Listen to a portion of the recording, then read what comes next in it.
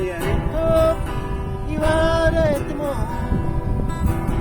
あいつの噛みつく泣き声はどこかされていた。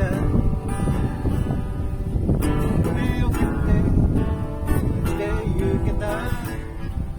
時代も確かに刻んでみたという、こんなはずじゃなかったのにと、手ゼロいつしか割れていたという。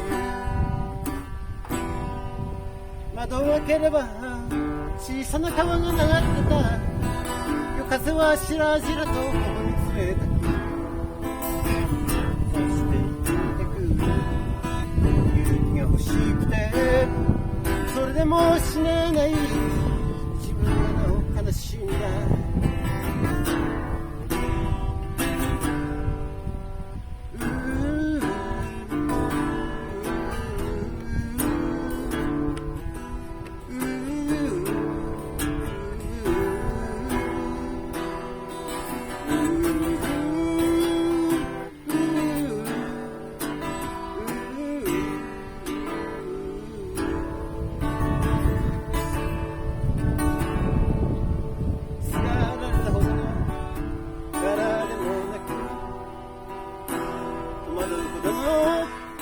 バカでもない風が吹くような真剣な俺でも、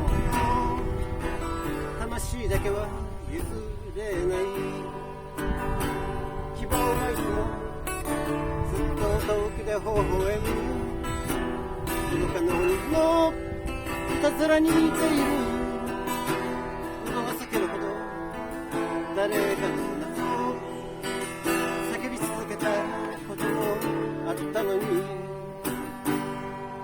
窓を開ければ小さな川が流れてた。夜風はしらじらと頬に冷たく、そして生きてく勇気が欲しくて、それでも死ねない自分の名を悲しんだ。それでも死ねない自分の名を悲しんだ。